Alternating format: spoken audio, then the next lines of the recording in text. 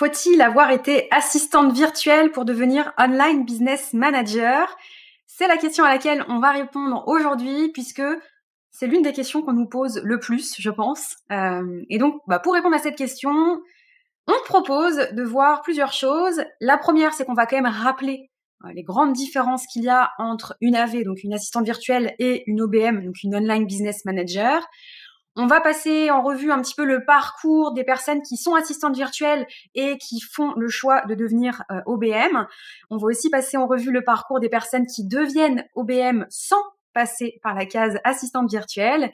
Et enfin, on va finir par vous donner notre point de vue pour répondre à cette question et vous donner surtout les étapes qu'il faut suivre d'après nous pour vous lancer en tant qu'online business manager, peu importe que vous soyez dans l'une ou dans l'autre des situations. Donc, c'est parti. Je pense qu'on peut commencer tout de suite par le premier point. Yes, on va rappeler rapidement les différences entre AV et OBM, puisqu'on a fait une vidéo il y a pas longtemps sur le sujet. En haut. Ouais, tu peux la remettre d'ailleurs dans la description et puis sur la vidéo.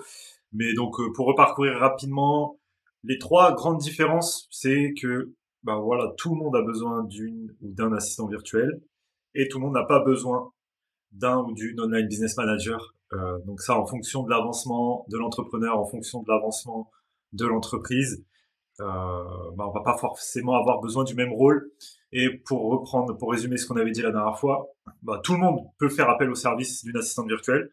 Par contre, pour faire appel à une OBM, il faut avoir atteint un certain stade, puisque l'OBM va aider l'entrepreneur justement à continuer sa croissance, qui pourra pas continuer s'il reste seul. Donc ça, c'est le premier point. Ensuite, l'AV, pour parler simplement, elle fait ce qu'on lui dit, c'est-à-dire que c'est un rôle d'exécution, alors que l'OBM, c'est justement la personne qui va dire quoi faire et qui va dire ce qu'il faut faire, notamment aux équipes, mais aussi aux clients, puisque contrairement à l'assistante virtuelle, une OBM, elle a plutôt une posture de consultante et elle va amener son domaine d'expertise dans l'entreprise.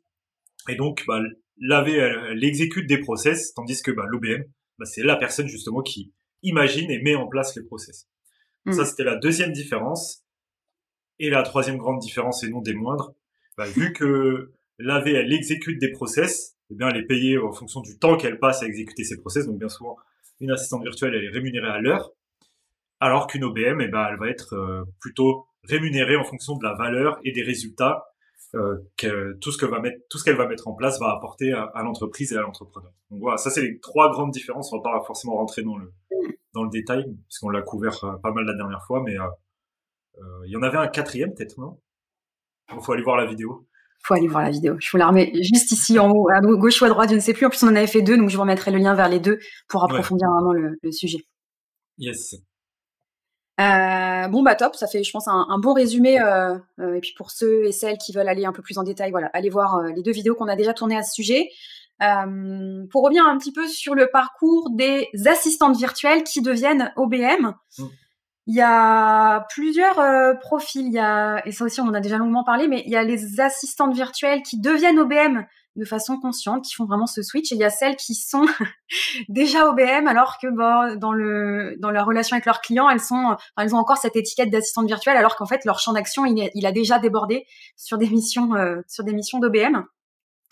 Mais est-ce que tu peux nous dire, d'après toi, c'est quoi les 3 enjeux, les 3 changements à adopter quand on est assistante virtuelle et qu'on a envie de devenir OBM? Il y a 3 choses vraiment à changer, et ça on en a beaucoup parlé, mais déjà on va dire pour finir sur ce que tu disais, il y a 2 profils d'AV qui vont évoluer naturellement vers le rôle d'OBM. Il y a celles qui s'ennuient dans le rôle d'AV. On a beaucoup de personnes qui au final ont choisi assistante virtuelle pour se lancer, toujours dans un premier temps par envie d'indépendance. Et au final, une fois qu'on a l'indépendance, qu'on est à son compte, qu'on est assistante virtuelle, qu'on travaille de la maison ou peu importe. Donc là, ce que je dis, c'est valable pour assistante virtuelle, mais c'est aussi valable pour assistante administrative et tous les rôles autour de l'assistance. Mais donc voilà, une fois qu'on a cette indépendance, bien souvent, enfin en tout cas, il y a certains profils qui se rendent compte qu'elles s'ennuient dans ce rôle-là, et donc c'est là qu'on commence à regarder à regarder autre chose et qu'on a envie d'un rôle plus euh, de consultante.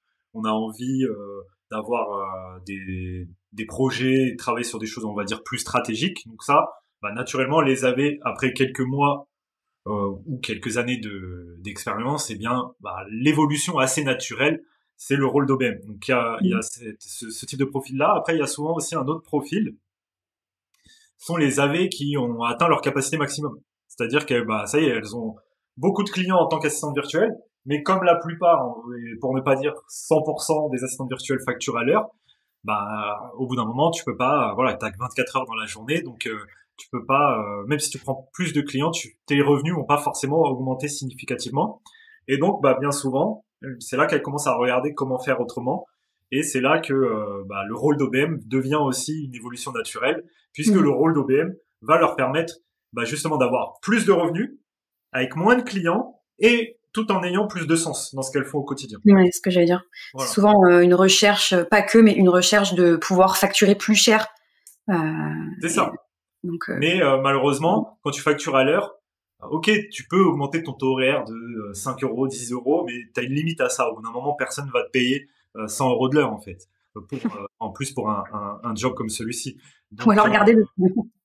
Donc, c'est là que ça devient un petit peu compliqué pour faire la transition pour les assistantes virtuelles, puisque, en fait, il suffit pas, comme on le répète souvent, de se coller l'étiquette, et ça, c'est le piège dans lequel beaucoup tombent, c'est de se dire, ok, maintenant, je veux évoluer, je suis plus assistante virtuelle, je deviens OBM, du coup je m'appelle OBM, mais si je change ça uniquement en fait et juste je me contente d'augmenter mon taux horaire, bah en fait tu vas rien changer du tout à ta situation, puisque bah, comme on le répète souvent, ce qu'il faut absolument faire pour bah, devenir OBM, en tout cas l'OBM que nous on aide à devenir pour éviter justement de se transformer en assistante plus, qu'on appelle assistance plus, eh bien il faut vraiment changer de posture, changer ce qu'on vend et changer la façon dont on présente. Donc c'est là bien souvent que c'est un peu difficile pour les assistantes virtuelles puisque bah il y a une transition à faire et cette transition en fait bah déjà on manque de confiance en soi et de légitimité pour pouvoir la faire bah le plus vite possible. Donc bah bien souvent on est un peu paralysé, on repousse un petit peu, on procrastine, on passe pas à l'action.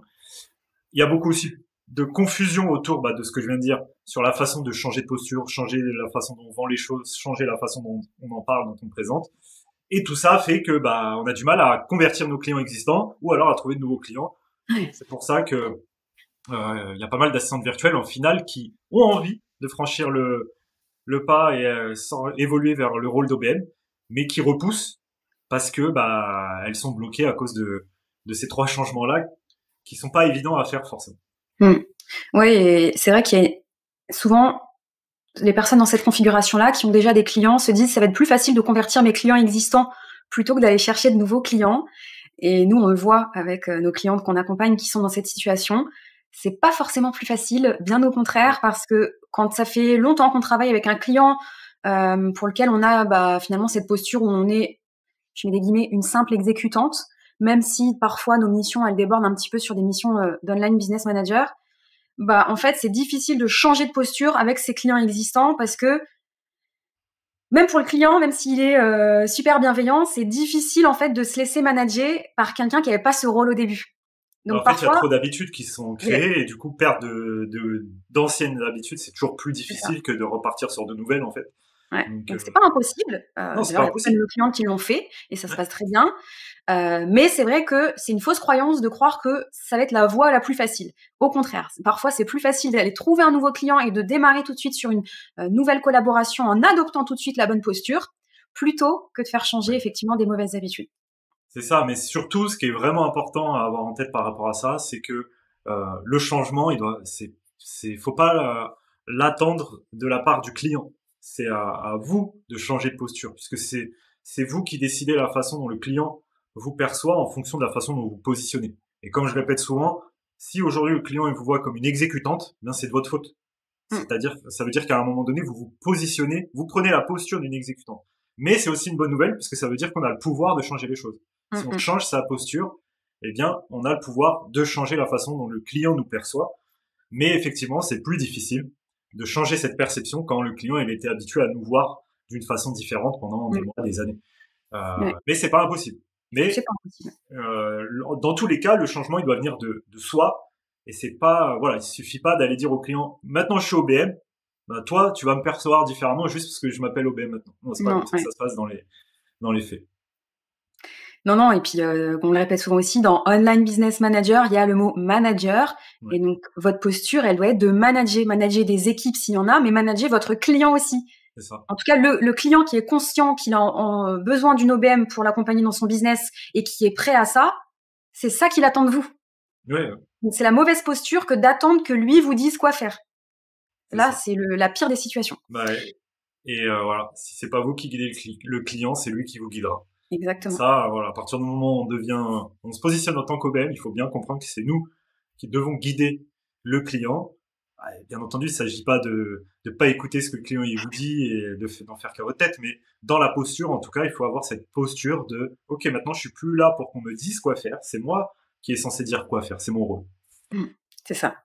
On peut peut-être parler de cas concrets, parce qu'on a pas mal de personnes qui étaient Ouais, justement assistantes virtuelles et qui ouais, ont tout à fait fait. la bascule officiellement vers le rôle d'OBM et pour qui ça s'est plutôt bien passé.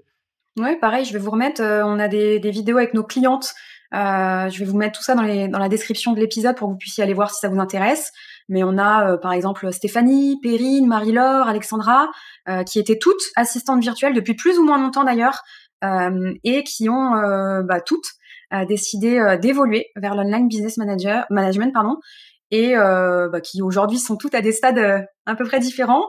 Ce qui est intéressant, c'est que comme on vous le disait là, à l'instant, certaines ont tenté de convertir des clients existants vers de l'online business manager. D'autres ont fait le choix de partir conquérir de nouveaux clients pour tout de suite adopter cette bonne posture. Mais je pense que si ça vous intéresse de voir un petit peu quel est les switches à opérer, je vous mets les vidéos en description. Ça peut être intéressant de les regarder. Ouais, de toute façon, de mémoire, elles ont toutes plus ou moins réussi à convertir au minimum un client existant Ouais, qu'elles avaient en tant qu'assistante virtuelle vers des prestations d'OBM. Euh, mais elles ont toutes été aussi en chercher on cherchait de nouveau. de nouveau. Et donc voilà, c'est une évolution naturelle. Parmi les noms que tu as cités, les raisons pour lesquelles elles ont choisi d'évoluer vers le rôle d'OBM, eh bien, on retrouve les deux raisons que j'évoquais tout à l'heure. Soit il y en a certaines qui s'ennuyaient dans leur rôle d'AV Ouais. et qui voulaient quelque chose de plus épanouissant, avec plus de sens, avec plus d'implication, plus d'impact dans ce qu'elles faisaient pour leurs clients.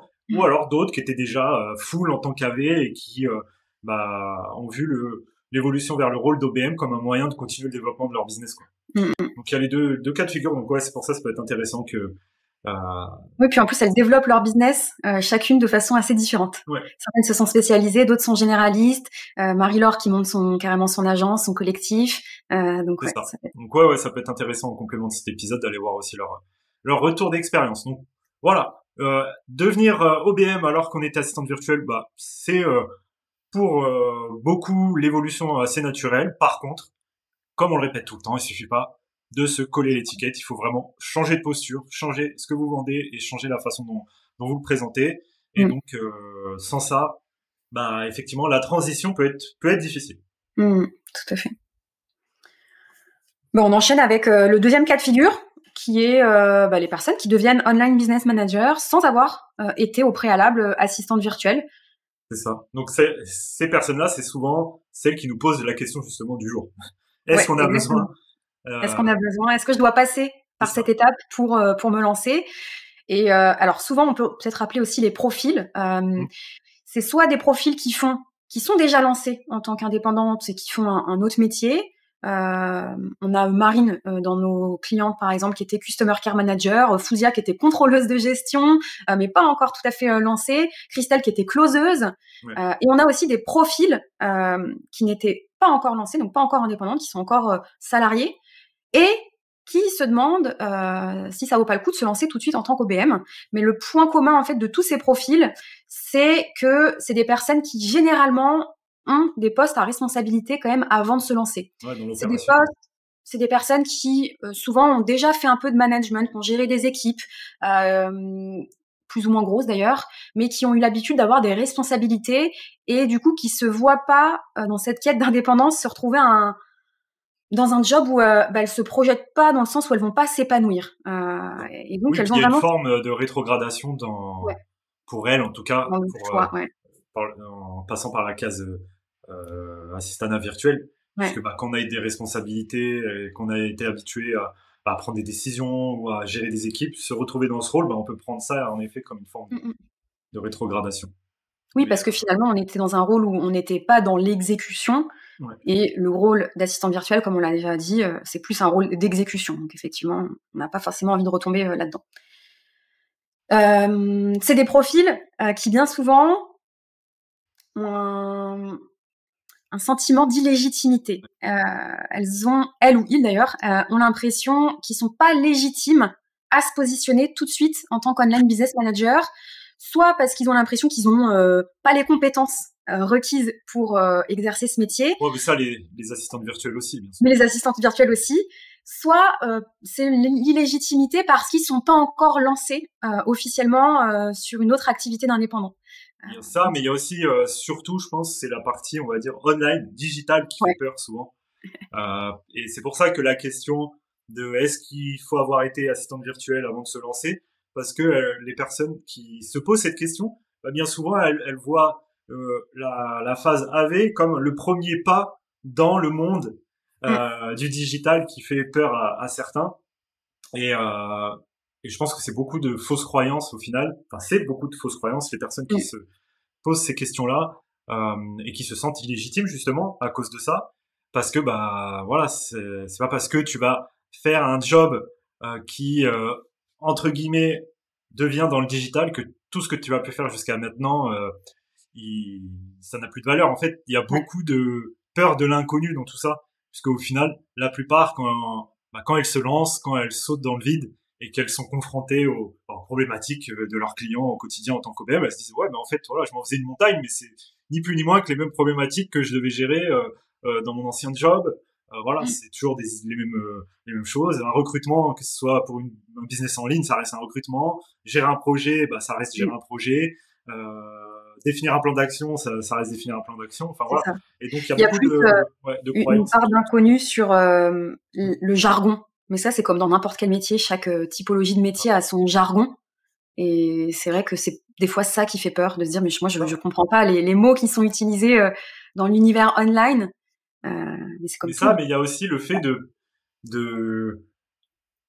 de se faire une idée que il y a vraiment un monde business en ligne à part entière, alors que aujourd'hui, alors c'était peut-être vrai il y a quelques années, Mm, mais aujourd'hui, en fait, il y a du online dans tous les business en fait. Même les boîtes plus traditionnelles mm, qui sont pas en ligne aujourd'hui, en fait, qui sont pas présentes en ligne, oui, enfin ces personnes-là, ces entreprises-là, faut peut-être les éviter parce qu'elles ont loupé un virage, tout mm, mm. simplement. Donc il y a beaucoup de fausses croyances autour de ça. Quand on pense à business en ligne, tout de suite, on a en tête infopreneur qui vit à Dubaï, à Bali ou Ah je ne bah sais oui. quoi, et on a l'impression que il y a que des personnes comme ça, qu'avec des personnes comme ça, pardon, qu'on va pouvoir travailler en tant qu'OBM, alors que dans la réalité, c'est pas du tout le cas, puisque en fait, on a beaucoup d'OBM qu'on accompagne, qui travaillent avec des business plus traditionnels, qui sont dans des secteurs, voilà, qui sont par la force des choses de plus en plus orientés digital. Mais quand on parle d'être orienté digital, on parle simplement de communiquer sur le web. Mais ça, toutes les entreprises doivent le faire aujourd'hui, d'avoir un site web, d'avoir peut-être un moyen de d'être en contact avec des clients potentiels sur le web. Mais ça, toutes les entreprises en ont besoin. Ou alors Mm, de devoir gérer des équipes à distance, donc de mettre en place des outils pour collaborer à distance. Mais ça, mm. c'est pas propre forcément que ce qu'on appelle les business en ligne. Donc ouais, une fois de toute façon que, on va dire, cette croyance est tombée, déjà le sentiment d'illégitimité, il s'estompe beaucoup pour la Mm. plupart. Et on en parlait hier encore avec Vania, tiens, justement, Ouais. qui était là au Portugal et avec qui on a pu passer un moment.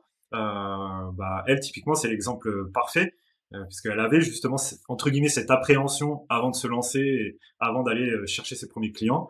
Et Mm. au final, maintenant, ça y est, ok, peut-être il y a eu une petite mise à jour à faire au niveau du jargon, comme tu Ouais, disais, c'est ça. mais derrière, son job et ce qu'elle doit faire au quotidien se rapproche beaucoup de ce qu'elle a pu faire par le passé, en fait. Ouais, c'est ça. Oui, Vania, c'est l'exemple parfait, puisqu'en plus, elle s'est posé la question, est-ce que je passe par la case assistante virtuelle? Elle était en plein en fait dans ce cheminement, ce parcours. Elle s'est aussi beaucoup posé la question, est-ce que je me forme aux compétences? Donc elle est passée par toutes les étapes. C'est ça. Et nous, comme on le répète souvent, il faut passer à l'action, se confronter à la réalité. Donc c'est ce qu'on l'a aidé à faire. Et aujourd'hui, en fait, c'est en passant à l'action qu'elle se rend compte que non, en Oui, fait, qu'elle a déjà tout ce qu'il faut. elle a déjà tout ce qu'il faut et ça se passe très bien avec ses clients. Hein. C'est ça. Et pareil, je pense aussi à Kevin qui lui Ouais. était dans le BTP, Puis prof. directeur de travaux, etc. Et qui, bah voilà, s'intéresse depuis un moment à tout ce qui est no code, tout ce qui est digital, business en ligne, etc. Tout ça, ça l'attire. Et au final, bon bah très vite, il a pu bah, assumer ce rôle de bras droit d'OBM avec Ouais. en plus un domaine. Il s'est spécialisé dans un domaine qui est pas forcément un business en ligne à part entière, quoi. Ouais. Donc non, non, il y a plein de façons d'évoluer vers le rôle d'OBM. Ce qui Mm. compte de toute façon, c'est vraiment d'avoir cette appétence, comme on a pu en parler dans pas mal d'épisodes précédents, autour de l'organisation, autour d'avoir ce besoin de structurer les choses, Mm. d'avoir envie de trouver des solutions à des problématiques et d'être toujours curieux sur la meilleure façon de faire les choses, etc. Et ça, D'aimer contribuer c'est ça. aux autres. Mm. Voilà. En fait, les traits de caractère et on va dire les compétences plus ou moins naturelles qu'ont les personnes qui sont intéressées par ce rôle sont plus importantes que les expériences et Ouais. les étiquettes qu'elles ont pu se coller par le passé, en fait. Mm. Tout à fait. Il y a une caractéristique commune aussi à tous ces profils, c'est que dû à leur expérience passée, ils ont beaucoup de compétences, mais ils tombent dans le syndrome de l'expert. C'est-à-dire qu'ils n'arrivent même plus à se rendre compte C'est ça. de la valeur qu'ils peuvent apporter, tellement ils sont experts dans ce qu'ils font. C'est ça, ils sont aveuglés ouais, par leur expertise. Et ça, ouais, le syndrome de l'expert, bien souvent, il est encore plus paralysant que ce qu'on appelle le syndrome de l'imposteur. Puisque le Ouais. syndrome de l'expert, en fait, c'est voilà, on sait tellement de choses qu'on sait plus ce que c'est que de ne plus savoir. On se rend plus compte de la valeur qu'on peut apporter et ce qui nous paraît être évident pour nous, eh bien on a l'impression, enfin ce qui est évident pour nous, on a l'impression que c'est évident pour les autres. Ouais. Et donc on se dit, voilà, mais ça a pas de valeur, ça c'est évident. Ouais, mais en fait tu le sais parce que t'es expert dans ce domaine-là, en fait. Et Mm. donc, ouais, bien souvent, ça nourrit aussi le sentiment d'illégitimité dont on parlait juste avant. Mm. Mais bien souvent, c'est plus le problème, c'est plus le syndrome de l'expert que le syndrome de l'imposteur. Et c'est pour ça que la solution, de toute façon, ça reste et ça restera toujours de passer à l'action parce que en passant à l'action, en allant discuter avec des clients potentiels, en se confrontant vraiment à la réalité, et ben on se rend compte qu'en fait, ce qui moi me paraît évident, en fait, les gens ça les intéresse. En fait, ils me posent Mm. des questions et bien souvent, c'est pas les réponses qui vous manquent, ce sont les questions. Ouais. Voilà, Ça, quand on a une expertise, quand on a baigné dans un domaine pendant des années, on a plein de réponses qui nous paraissent évidentes, pardon. Et donc, ce qui nous manque, ce ne sont pas encore plus de réponses, mais c'est les questions des gens qui ne savent pas ce que nous on sait. Mm. Ouais. Et ça, on le voit à chaque fois, c'est un peu l'effet quand nos clients passent par l'accélérateur, qui est vraiment les 6 premières semaines dans notre programme OBM Squad. On les pousse à passer à l'action, à aller chercher un premier client au moins pour dérouler la méthodologie qu'on leur enseigne. Et bon, ils se challengent parce que c'est une grosse sortie de zone de Ouais, confort. Et en fait, une fois qu'ils ont délivré cette première offre, ils reviennent en call et ils nous disent c'est tout. waouh, mais mon client en fait, il m'a dit waouh, c'est incroyable ce que tu me délivres. Et du coup, ça vient Oui, casser et ce eux, ils ont syndrome de l'expert l'impression parce de qu'ils voilà, ils de se pas rendent compte de avoir la fait valeur un qu'ils truc de apportent. fou. Ouais. Enfin, voilà, il y a la réaction du client qui est toujours waouh, merci, tu me débloques, tu m'apportes un nouveau souffle, etc. Et elles se disent c'est juste ça en fait. C'est ça. Et donc voilà, bien souvent c'est plus en fait l'inconnu et la Mm. peur et la paralysie, elle vient bien souvent de plus de l'inconnu que d'autres choses en réalité. C'est pour ça Ouais. qu'en fait la seule solution, la seule clé, c'est de passer à l'action le plus rapidement possible. Et toutes les personnes qu'on accompagne qui réussissent le plus vite, ce sont celles qui passent à l'action le plus vite en fait. Il n'y a pas de C'est secret vrai en que le fait. cerveau, Il n'y a il pas de passe à secret. l'action. Il nous fout confiance, il déroule, voilà, C'est ça. ils activent en fait, voilà, ils déroulent la méthodologie qu'on leur apprend. Et en fait, C'est ça. Et le fait aussi, c'est ça qui est important aussi, c'est pour ça on en parlait dans l'épisode précédent, c'est important de pas rester seul parce que du coup quand on reste seul, on n'a pas forcément de entre guillemets de points de comparaison. Donc, Ouais. on va nourrir ses croyances encore Mm. plus en disant, bah non, c'est pas aussi simple que ça marche pas comme ça, etc. Tandis que, en fait, pourquoi les membres qui nous rejoignent ont autant de succès aussi rapidement, c'est que, en fait, elles voient les autres qui, eux, sont passés à l'action avant eux, avoir des résultats, donc, ils se disent, Ça bah les ouais, motive. en fait, j'en suis capable aussi. En fait, Mm. le chemin, j'ai juste à l'emprunter et moi aussi, je vais avoir des résultats puisqu'il n'y a pas de Mm. raison. En fait, je suis pas plus bête qu'un autre. Euh, C'est ça. donc c'est ça aussi qui est important et enrichissant dans le fait de pas rester seul. Et c'est Mm. vraiment primordial. C'est ça. Dans les exemples, toujours, je vous remets en description si ça vous intéresse, si vous êtes dans ce type de profil. Je vais vous mettre le témoignage de Kevin, qui était effectivement dans le BTP avant, qui était le même prof. Christelle, qui elle était closeuse. Christelle, qui détient d'ailleurs le record de de closing pendant 6 semaines avec 3 clients. Je vais vous mettre Fouzia aussi, qui était une ancienne contrôleuse de gestion, qui détient un autre record d'OBM Squad, c'est-à-dire qu'elle a signé son premier client en 10 jours. Vania, qui elle gérait une boulangerie, et Marine aussi, je pense que ça peut être intéressant, puisque Marine, elle a été Customer Care Manager, et donc elle était déjà lancée, mais elle a fait cette évolution avec un client existant, et elle a Ouais, été ça peut chercher être ensuite de nouveaux intéressant. clients. Ces Donc retours d'expérience, puisque là, ouais, c'est des cas concrets qui sont passés par ces questionnements-là et au final qui ont su y répondre par eux-mêmes en passant à l'action et en étant sur le terrain. c'est ça. Donc, la réponse alors. Est-ce qu'il faut avoir été assistante virtuelle pour devenir online business manager? Eh ben, je pense que tout le monde l'a compris. D'après nous, non, c'est pas une étape obligatoire. Bien sûr que euh, ça a des points Oui, positifs, c'est ça. mais pour autant, c'est pas une étape obligatoire. C'est ça. C'est un peu comme devenir ingénieur. Avoir été technicien, ça peut aider, mais c'est pas la seule voie en fait. Tu vois, Mm. tu peux être ingénieur, tu peux devenir ingénieur sans avoir été technicien, et tu peux devenir ingénieur en ayant été technicien. C'est En fait. ça. Et ouais, il y a des pour et il y a des contre pour les deux, parce que Ouais, il y a pas de. avoir été technicien, devenir ingénieur, ça peut être difficile de laisser de côté ce côté technicien C'est ça. Ouais. pour embrasser pleinement son rôle d'ingénieur. Et à contrario, ne pas avoir été technicien, il te manque peut-être C'est un ça. aspect inconnu. Donc en fait, Ouais, il y a des au pour final, et ça des va contre. dépendre des situations. Dans certaines Mm. situations, ça va t'aider justement de pas avoir tout ce background technicien, C'est ça. puisque tu vas pas te poser des questions auxquelles t'as pas forcément besoin de répondre.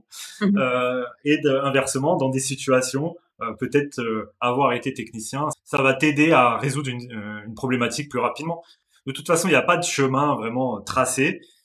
C'est une évolution, c'est un changement dans la carrière. Et donc, à partir du moment où on est en capacité de s'adapter à ce changement-là, en fait, il y a pas, il y a de souci pour personne, en fait. Mm. Tout à fait.